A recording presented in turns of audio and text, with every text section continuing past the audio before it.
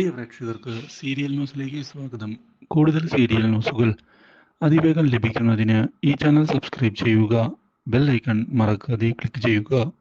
Video ഇഷ്ടമായി എങ്കിൽ like ചെയ്യാൻ മറക്കരുത്. മനു തൻ്റെ തീരുമാനം വീട്ടുകാരോട് അറിയിച്ചിരിക്കുകയാണ്.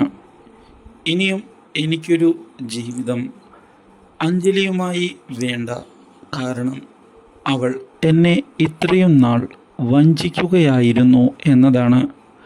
ഒരിക്കലും ഞാൻ അവളുടെ ഭാഗത്ത് നിന്ന് ഇങ്ങനെയൊരു വഞ്ചന ഉണ്ടാകുമെന്ന് പ്രതീക്ഷിച്ചതല്ല.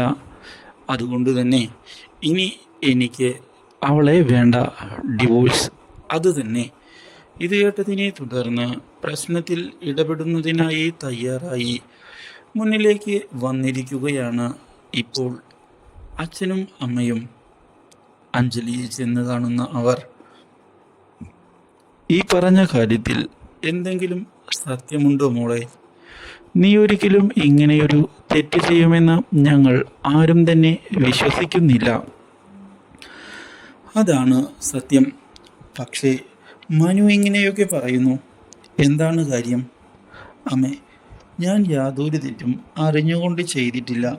എന്നെ വിശ്വസിക്കണം. ഞാൻ എങ്ങനെയാണ് അത് എല്ലാവരെയും പറഞ്ഞ് വിശ്വസിപ്പിക്കുക എന്നറിയാതെയാണ് നിൽക്കുന്നത്.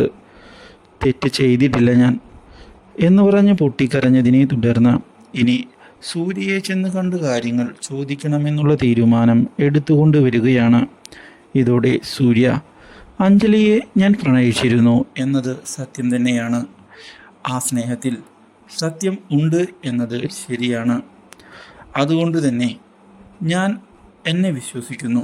അറിഞ്ഞുകൊണ്ട് ഞാനും ഒരു തെറ്റ് ചെയ്തിട്ടില്ല എന്നും പറഞ്ഞ് സൂര്യയും പോയതിനെ തുടർന്ന് എന്തൊക്കെയോ രഹസ്യം ഇതിലുണ്ട് എന്നും സത്യങ്ങൾ മര്യാദയ്ക്ക് അന്വേഷിച്ചാൽ മാത്രമേ മനസ്സിലാവുകയുള്ളൂ എന്ന് ഉറപ്പിക്കുകയും ചെയ്തതിനെ തുടർന്ന് മനുവിൻ്റെ അച്ഛൻ കാര്യങ്ങളുടെ ശരിയായ വശം അന്വേഷിച്ചു തുടങ്ങുകയാണ്.